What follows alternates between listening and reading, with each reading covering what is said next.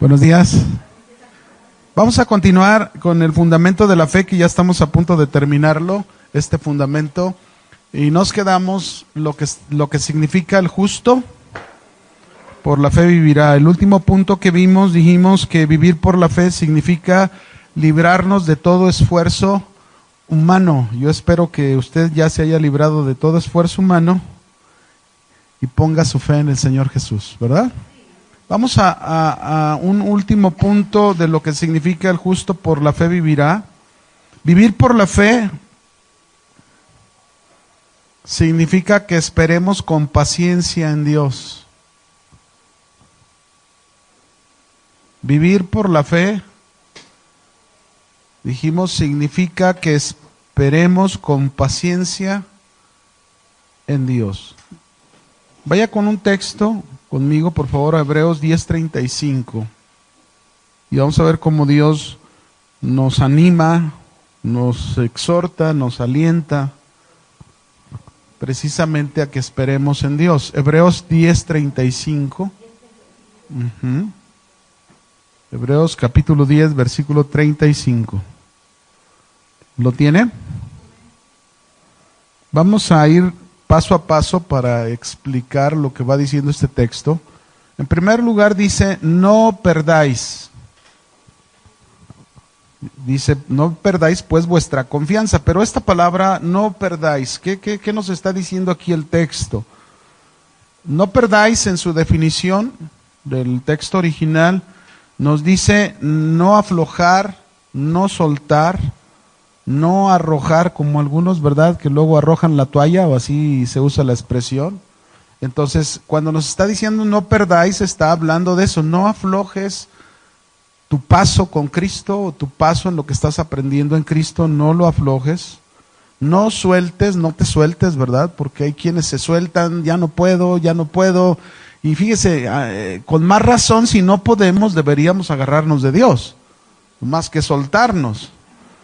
Y por último, no perdáis, dice, arrojar, no arrojar, ¿verdad? Es decir, como darnos por vencidos. ¿Como creyentes se puede hacer esto? Pregunto a ustedes, ¿como creyentes podemos aflojar, soltar y arrojar? Sí. Hay muchos casos que así sucede. Y más, fíjense bien, más esto es común cuando nos encontramos en una situación fuerte y no hay una respuesta. Y más, no hay una respuesta inmediata. A veces desistimos de lo que estamos haciendo. Y no debe de ser así. Por eso se nos está animando a que esperemos en Dios. Lo que significa vivir por la fe, dijimos, esperar con paciencia en Dios. ¿Cuánto tiempo debo de esperar? ¿Cuánto tiempo debemos de esperar? El tiempo que Dios determine, ¿no? Quizás algunos recibamos respuesta, o quizás algunos no recibamos respuesta. Pero hay que esperar. Entonces dice, no perdáis pues vuestra confianza, que tiene grande galardón. La idea que nos da aquí es que no abandonemos nuestra fe, nuestro vivir en fe, no lo abandonemos, sino que demostremos mediante la paciencia y la perseverancia, que mostremos que nuestra confianza es genuina. Y fíjese cómo dice el término de esta frase. Dice ahí, no perdáis pues vuestra confianza, que tiene grande galardón. Es decir, al final, si nosotros nos mantenemos en la paciencia y la perseverancia, en esa confianza, al final nuestra confianza nos va a traer un galardón, un premio. Es decir, vamos a ser premiados. Eso es lo que está diciendo Dios aquí en el texto. ¿Y a cuántos no les gustan los premios? Bueno, qué bendición también, no siempre que Dios nos esté hablando de soportar, aguantar y esto y aquello. Y imagínense, ¿verdad? Pasamos circunstancias. Yo tengo la experiencia, por ejemplo, en mi caso como cristiano, tengo 31 años casados, y en 31 años casados hemos pasado mi esposa y yo diferentes cosas. Pero en esas diferentes cosas donde podría hablar de situaciones de prueba, situaciones difíciles, sin embargo, una vez que ha pasado ya aquella situación, viene un premio, viene una recompensa, y eso es lo que te alienta, ¿o no? Imagínese que nada más prueba, prueba, prueba y nada de premio, pues, Señor, ¿verdad? ¿De qué se trata? No. Pero fíjense cómo es Él está diciendo que no perdamos nuestra confianza, que tiene grande galardón, porque es necesaria. ¿Qué es necesaria? ¿Qué se ocupa? ¿Qué quiere decir esto? Quiere decir que muchos no reciben porque no tienen paciencia. Muchos desisten. En todas las cosas vemos esto. Por ejemplo, si alguien va a estudiar una carrera, ¿verdad? Está lleno ahí el lugar. Pero luego ya conforme va pasando el tiempo, no todos terminan. En las escuelas bíblicas también así pasa, es una euforia y de repente ya empiezan pum, pum, pum. Entonces, Dios nos habla a cada uno y cada uno nosotros damos una respuesta a Dios.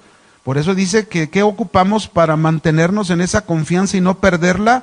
Paciencia. Se ocupa, esta palabra paciencia en el griego significa aguante. Aguanta. Aguanta. No, pero es que aguanta. No, pero es que ya, aguanta, no te desesperes.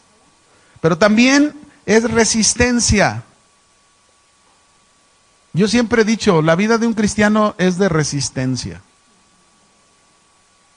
El que resista va a llegar hasta el final. Y el que no va, pues va a abandonar antes de llegar al final. Pero es de resistencia, constancia. Todo esto significa esta palabra paciencia.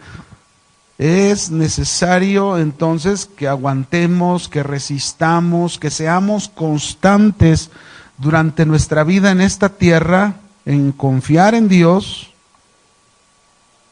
Y no importa lo que tengamos que enfrentar, sabiendo que Dios nos va al final, si confiamos, Dios nos va a dar la salida, nos va a dar una recompensa, es lo que dice. Hay grande galardón. Para que habiendo hecho la voluntad de Dios obtengáis la promesa. Bueno, hay un propósito en el caso de no perder nuestra confianza. Hay un propósito en el caso de ser pacientes, de esperar a Dios pacientemente.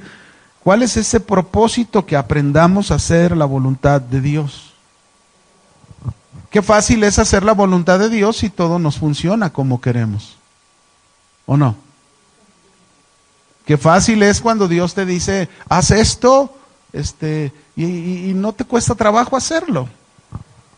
Pero cuando Dios nos pide paciencia, confianza, en un momento donde a lo mejor te cuesta mucho trabajo, híjole, Señor, ¿cómo quieres que lo perdone? ¿O cómo quieres que la perdone? Si esto es, lo que hizo es imperdonable.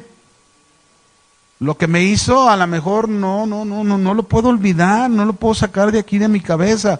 Pero entonces, si Dios te está diciendo que no pierdas tu confianza, si Dios te está diciendo que te hagas de la paciencia, de aguante, de resistencia, ¿qué es lo que Dios quiere entonces de ti? Que hagas su voluntad. Sea lo que sea, que hagas la voluntad de Dios. Ese es el deseo de Dios. Pero ese hacer la voluntad de Dios precisamente es con paciencia. Dice, porque aún un poquito, el verso 37, y el que ha de venir vendrá, no tardará. Esto me habla de que va a llegar su momento en que cada uno de nosotros, mis hermanos, vamos a darle cuentas a Dios. Va a llegar su momento en que cada uno de nosotros vamos a darle la respuesta a Dios.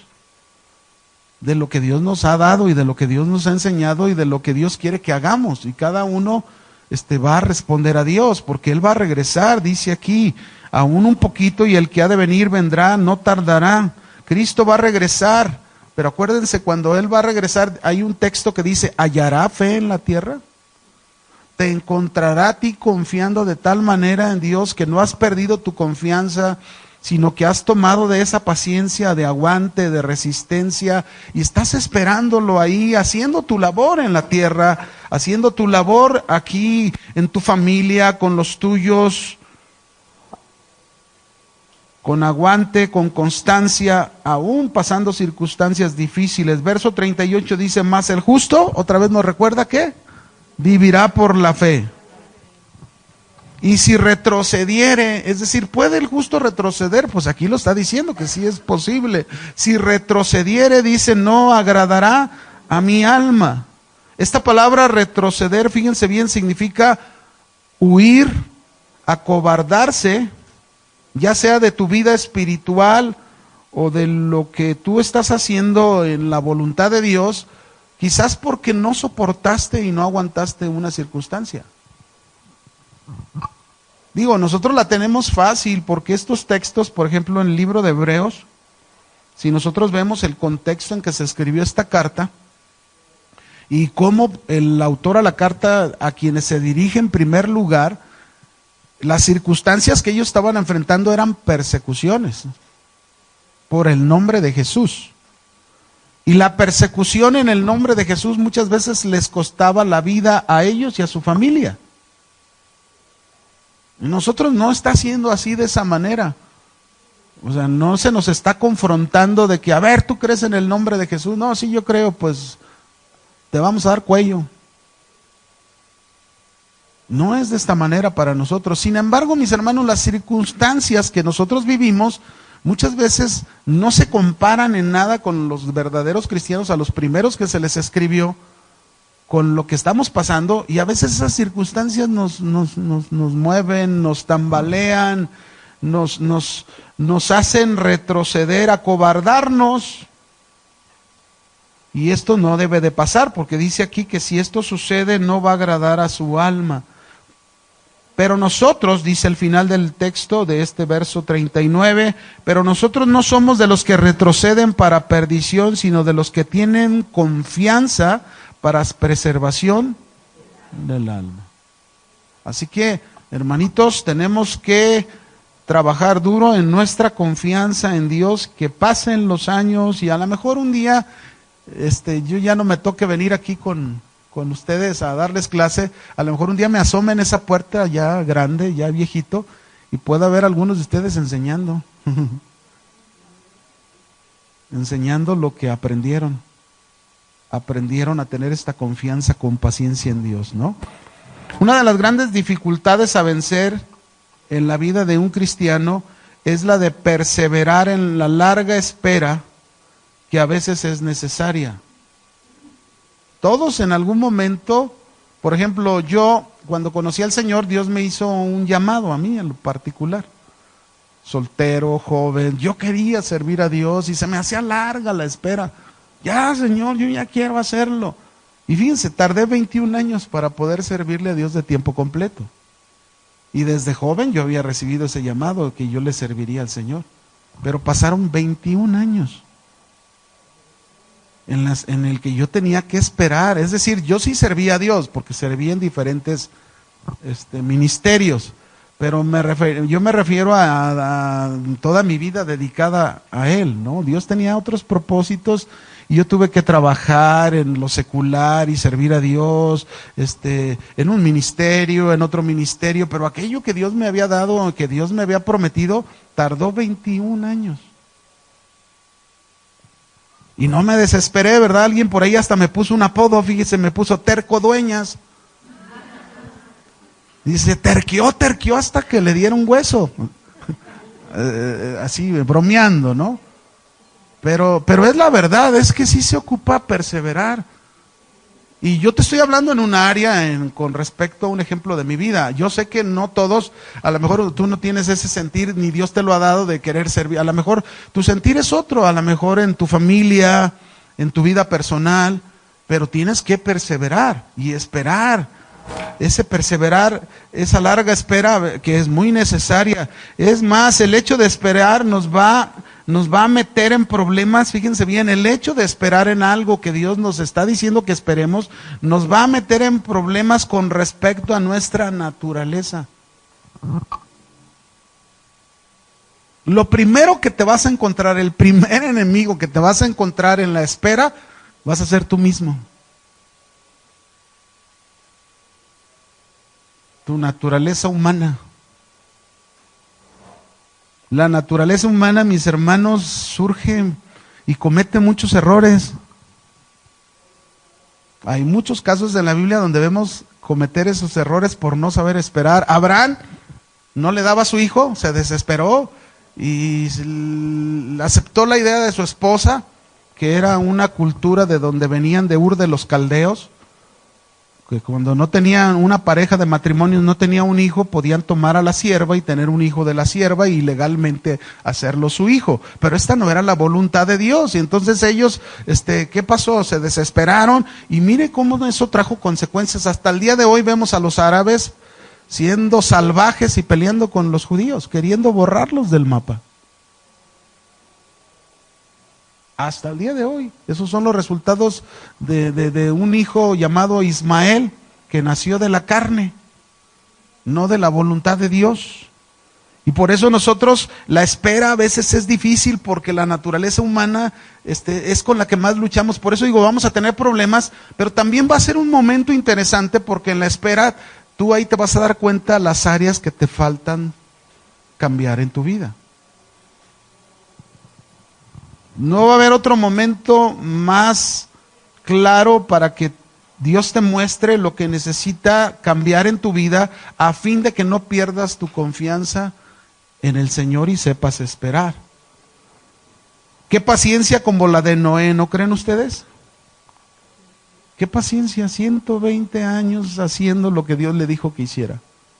120 años, toda una vida. Ya quisiera yo llegar a 120. O cada uno de nosotros, ¿no? ¿No le gustaría llegar a 120 años y bien coherente, bien, ¿verdad? Viejito, pero con vida, con vigor, ¿o no? No le hace, no importa. Pero con paciencia, mire, ahí estuvo Noé. Al final recibió su recompensa, le dijo Dios, no he visto justo ninguno como tú.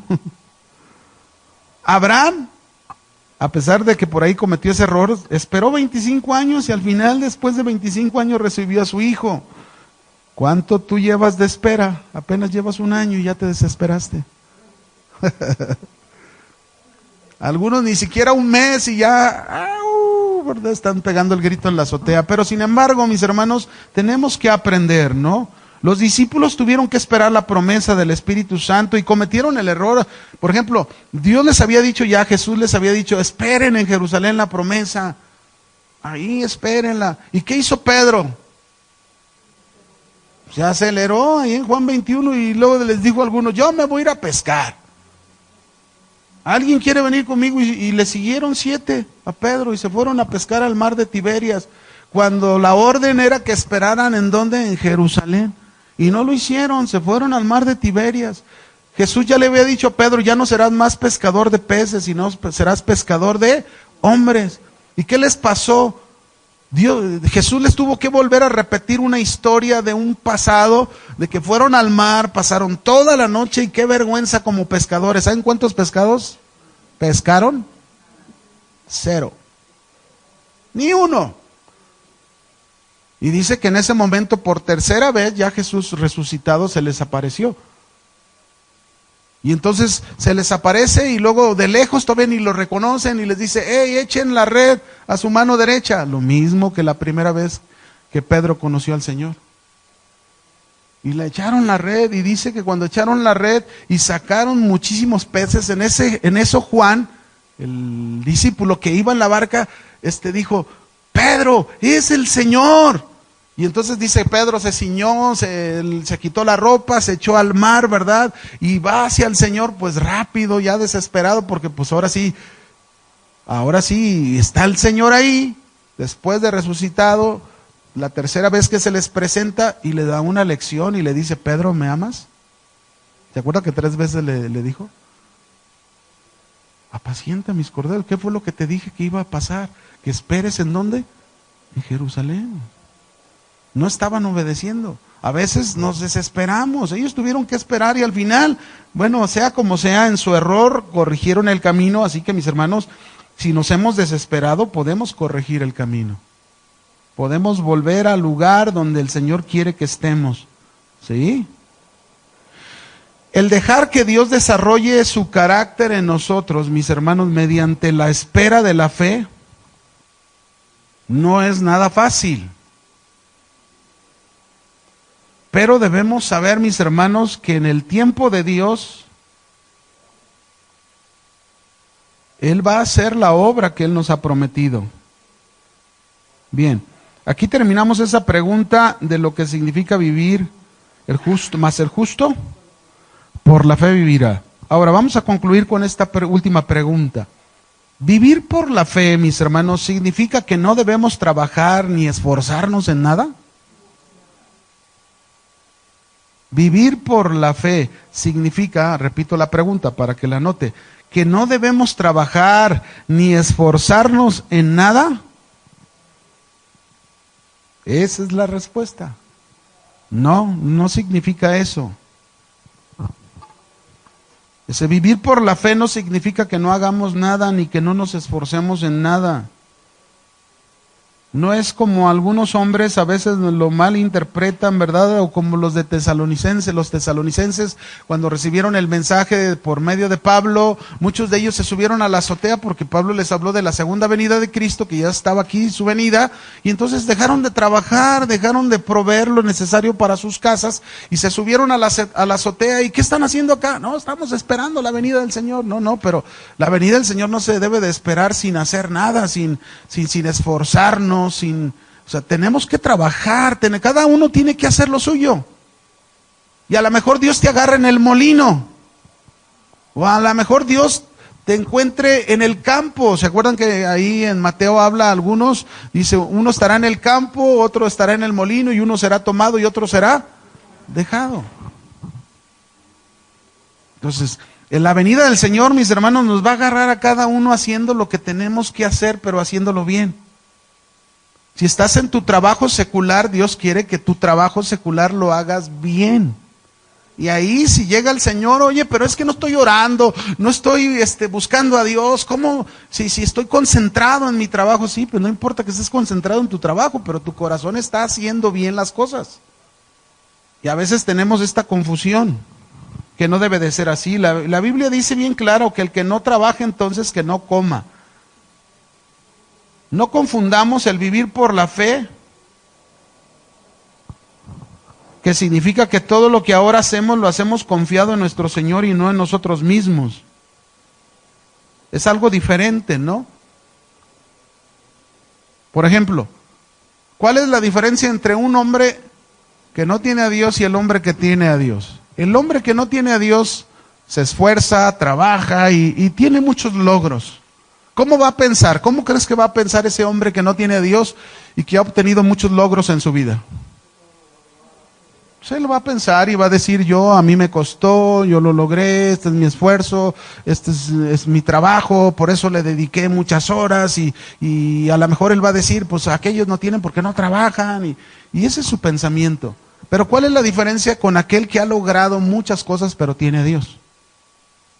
¿Cuál es la diferencia? Que no va a pensar igual que el otro. El que ha logrado mucho siempre le va a dar las gracias a Dios, siempre le va a dar la gloria a Dios, siempre va a decir, bueno, yo me esforcé, yo trabajé ciertamente, a lo mejor me costó desvelos, a lo mejor me costó demasiado esfuerzo, a lo mejor hasta me costó un tiempo limitarme en muchas cosas, en mi alimento o en muchas, pero al final lo logré, pero gracias a Dios. Es decir, Dios me ayudó, Dios me dio el esfuerzo, Dios me dio la capacidad. Siempre va a ser así el pensamiento, porque si ese que es cristiano, o que dice que es cristiano, y que vive por la fe en Dios, y todavía él sigue diciendo, no, este es mi esfuerzo, este es mi, allá cada quien que se esfuerce, que cada quien, a mí me costó. entonces su pensamiento sigue siendo el mismo que el que no conoce a Dios. Y no está correcto su pensamiento. Un hombre puede decirle a su esposa, bueno, mi amor, voy a dedicarme a Dios, ahí nos vemos, y Él te proveerá por fe. Qué chistoso, ¿verdad? ¿Cuántos le darían una palmada? Uno dice, yo palmada no, sacaría el ese para hacer el chocolate y... No, tampoco deberíamos hacer eso. Pero no es correcto esto, ¿no? Vas a servir por fe. Yo me acuerdo cuando mi esposa le costó tiempo aprender lo que era una vida de fe. Cuando nos casamos yo le dije, yo sé que un día vamos a vivir por fe. Y ella me volteaba a ver y decía, porque tenía un entendimiento equivocado de lo que significa vivir por la fe. Entonces ella pensaba, no me decía, pero ella pensaba y decía, no hombre, bola de flojos. Esos que viven de fe, pues ¿cómo que de fe? Pues hay que trabajar. Y entonces, bueno, yo no dejaba de trabajar, pues, estaba trabajando, pero siempre le decía, un día vamos a vivir por fe. Un día vamos a vivir por fe y pasaron muchos años en ella siempre me apoyó, yo servía a Dios, tuvimos nuestros hijos, yo trabajaba, servía a Dios, y acordamos que ella iba a dedicarse a los hijos, y claro, yo en el tiempo también que tenía que dedicarle a mis hijos, pero siempre hay un cuidado cuando los hijos están chicos, ¿no? Y ya que creciera, pues ya podíamos servir los dos. Pasaron los años, mis hermanos, ¿y saben hasta cuándo aprendió mi esposa? Los 4 años que yo tuve problemas con mis ojos, donde perdí mi vista, donde Dios nos metió, imagínense, de estar en un tiempo de bonanza, porque yo estaba en una empresa, era una arrendadora, tenía un buen sueldo, tenía buenas prestaciones, cada año estrenaba un auto nuevo, entonces pues todo estaba muy padre, ¿no? Sirviendo a Dios así, y nunca nos imaginamos que algo iba a pasar como lo que sucedió, que hubo la devaluación que hubo en el país. A los 3 meses de la devaluación resulta que este tipo de empresas como la que yo estaba, siendo muy fructífera, se vinieron abajo. Fueron las primeras que se vinieron abajo, las arrendadoras. Y más porque muchos créditos eran en dólares. Entonces se vinieron abajo y a mí a los 3 meses, imagínense, si usted me pregunta, un año antes trabajando, yo había cubierto mis metas 5 veces más de lo que era la meta de un año. Entonces yo el siguiente año yo pensaba y decía, híjole, imagínate la prima que me va a llegar. Sí sabe lo que es las primas, ¿verdad? No se está imaginando otra cosa, ¿verdad? Entonces yo estaba esperando un buen cheque pues de premiación por lo que había logrado un año antes. Entonces yo dije, bueno, pues es que es lo que se supone que estaba acordado. Si tú cubrías tus metas y las rebasabas, pues había una bonificación por haber logrado eso. Entonces yo estaba en la espera de que iba a llegar pues una buena cantidad de dinero, y en lugar de llegar esa buena cantidad de dinero, llegó 3 meses un papel donde se me estaba diciendo adiós. Pues así son las empresas, frías, y así deben de ser, uno lo entiende, ¿no? Entonces llegó mi liquidación, me dijeron, bueno, muchas gracias, como la arrendadora ya no puede estar funcionando, la vamos a cerrar. Entonces, en ese tiempo, yo me acuerdo, Memo Gómez, el pastor Memo Gómez, su servidor, éramos 2 ejecutivos de la empresa, y a los 2 nos liquidaron justo en el mismo momento. Entonces nos dieron nuestra liquidación, pero el asunto que a mí al dármela a los 4 días me pasa lo de mis ojos. Quizás la presión de todas las cosas, ¿no? Porque pues acababa de comprar mi casa, mis hijos chicos estudiando, entonces vino esta explosión, pasó, pero durante esos 4 años, Dios obrando en la vida de mi esposa y en la mía también, claro, pero yo hablo por este punto de la fe, ¿no? Donde ella pensaba equivocadamente. Entonces 4 años fue un curso intensivo para mi esposa. Porque ella vivió la experiencia, fíjense bien, hasta pues ustedes saben, como mujeres, todo lo que se ocupa, ¿no? Crema de día, crema de noche, crema de mediodía, hay que irse a estirar la piel y que le hagan no sé qué tantas cosas. Yo no sé cuántas cosas hacen las mujeres, ¿no? Pero está bien, es bueno que lo hagan. Pero en todo ese tiempo, todo lo que ella ocupó, todo lo que ella necesitó, así sea un labial, fíjese bien, ella vivió la experiencia de pedirlo a Dios y Dios proveerlo.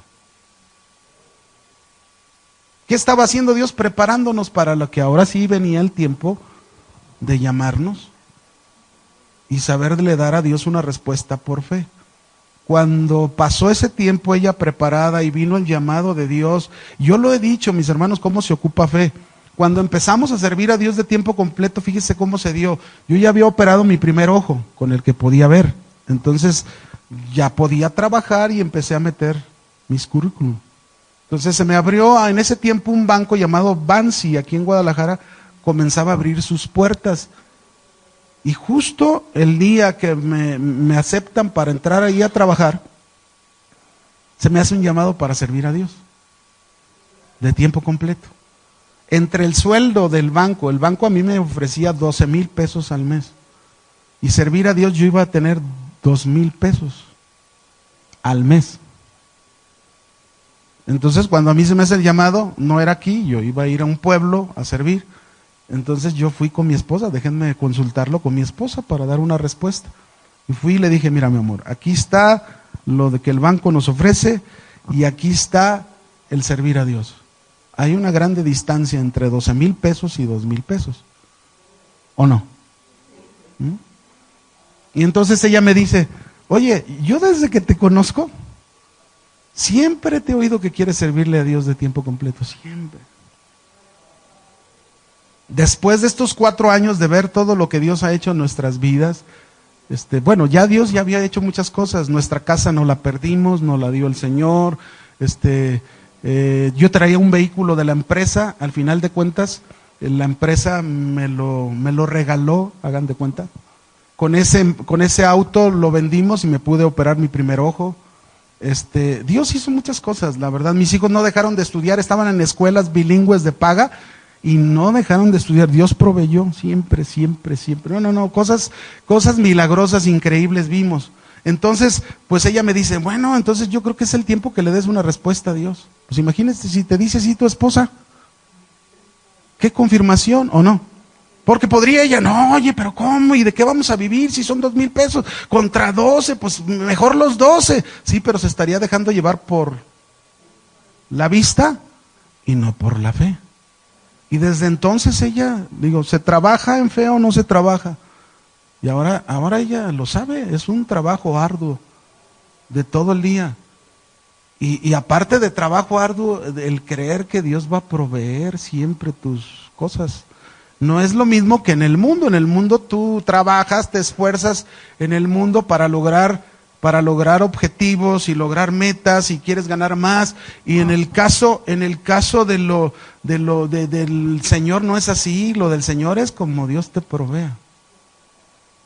Ya no tienes, es más, tu corazón ya no tiene que estar ni en el anhelo de cambiar tus autos cada año como antes los tenías.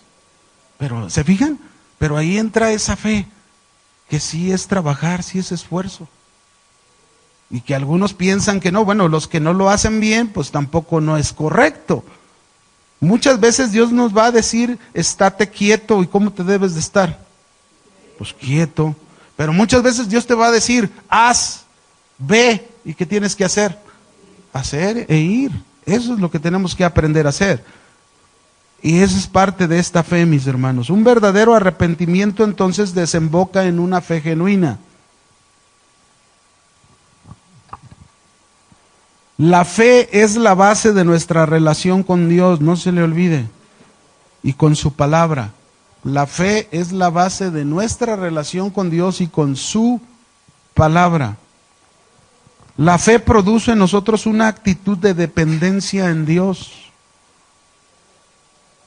Ahora, yo les he platicado, por ejemplo, imagínense qué dependencia tuve que tener cuando uno de mis hijos me dice, papá, quiero estudiar medicina. Y bueno, pues haz tus trámites y tus exámenes ahí en la escuela de la UDG.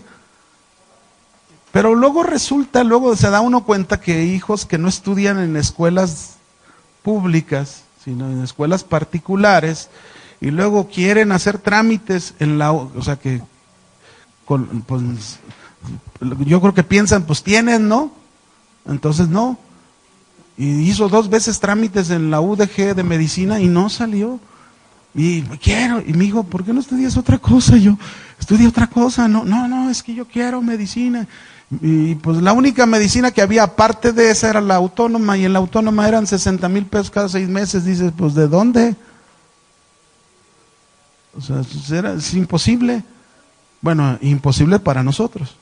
Entonces yo le dije a mi hijo, bueno hijo, si la voluntad de Dios es que tú estudies eso, vamos a orar y vamos a pedirle a Dios que provea.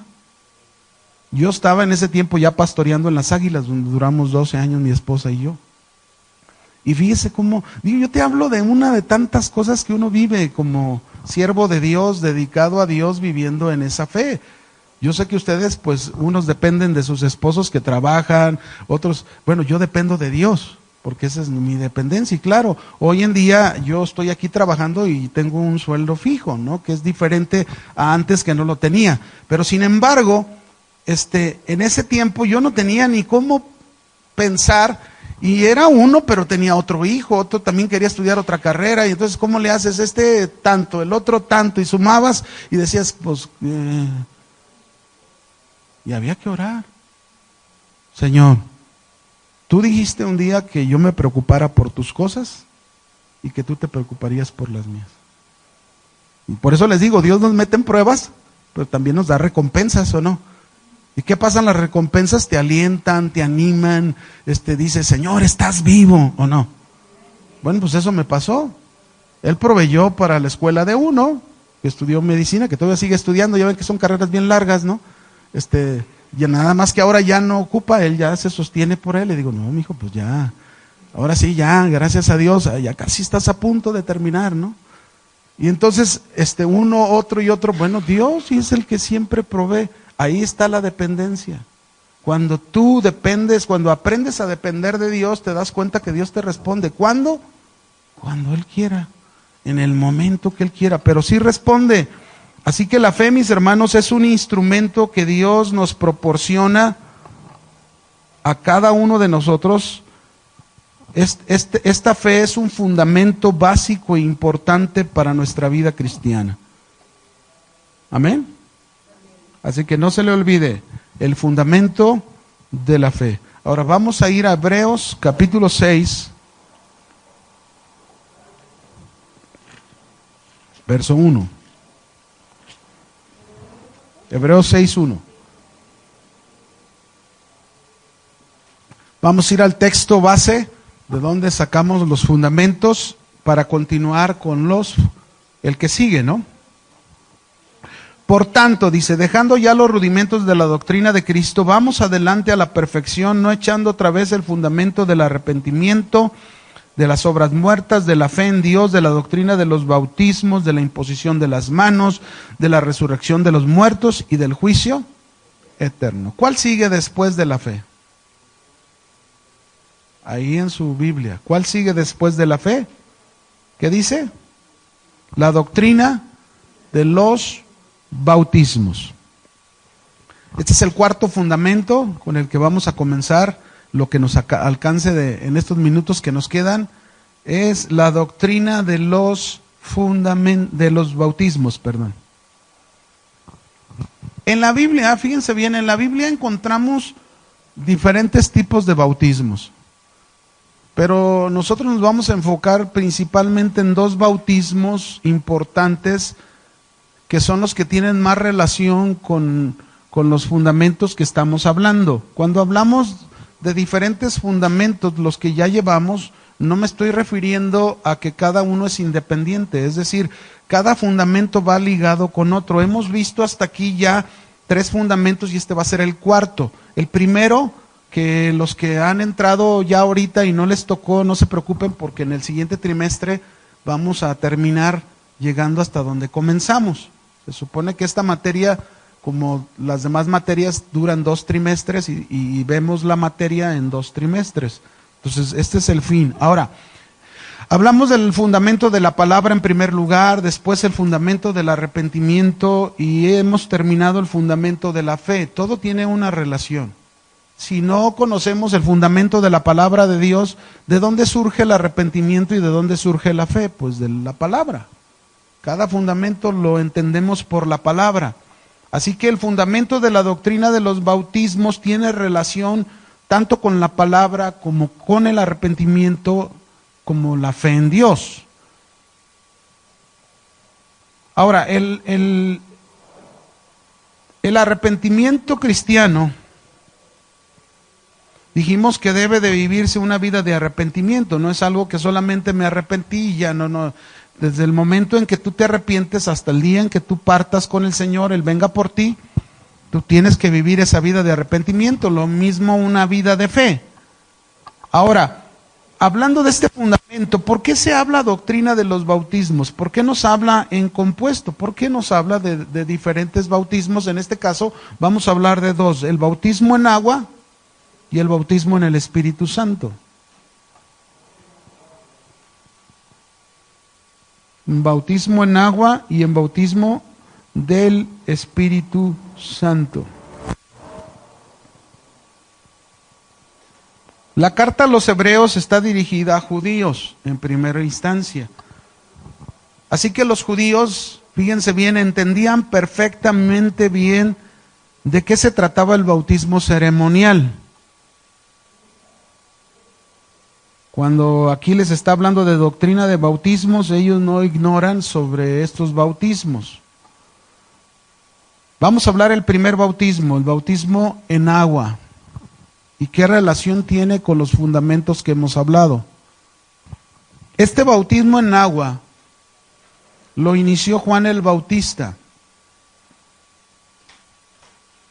El bautismo en agua lo inició Juan el Bautista y lo hizo por mandato de Dios. ¿Quién le ordenó que lo hiciera? Dios. Así que si nosotros celebramos bautismo en agua, tiene un sustento, es porque Dios nos ordena que bauticemos. ¿Sí? Por eso lo hacemos. Ahí está un sustento bíblico que así debe de ser. Ahora, a través del bautismo en agua, Juan estaba introduciendo un nuevo mensaje en su tiempo. Y vamos a ver cómo el bautismo en agua desde este momento tiene una relación con los fundamentos que ya hemos hablado, ¿no? Mateo 3, verso 1 y 2. Vamos a ver dos textos para ver cómo de alguna manera el bautismo en agua, desde este principio de estar comenzando a verlo, a analizarlo, tiene una relación tanto con el arrepentimiento como con la fe en Dios. Mateo capítulo 3, versículo 1 y 2. ¿Lo tienen? En aquellos días vino Juan el Bautista predicando en el desierto de Judea y diciendo, ¿qué decía? Arrepentíos porque el reino de los cielos se ha acercado. Fíjense cómo Juan el Bautista bautizaba, pero antes de bautizar, es decir, nunca bautizó a nadie sin antes primero darles este mensaje. ¿Cuál era el mensaje de Juan el Bautista? Arrepiéntanse. ¿Por qué? Porque el reino de los cielos se ha acercado. Es decir, para poder tener acceso al reino de Dios, se ocupaba arrepentimiento.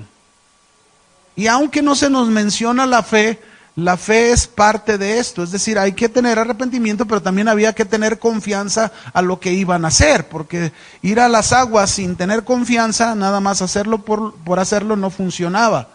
Entonces ahí vemos ya la participación de los otros dos fundamentos, el arrepentimiento y en otro lado la fe. Marcos 1, verso 2 y al 4. Ya vimos primero el mensaje de Juan.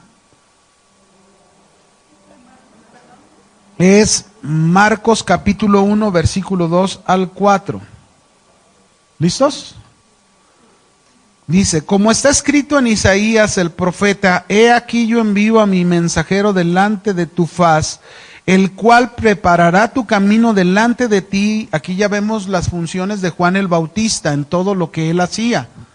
Es decir, Juan tenía la orden o el ministerio de preparar el camino para la llegada del Mesías, para la llegada de Jesucristo.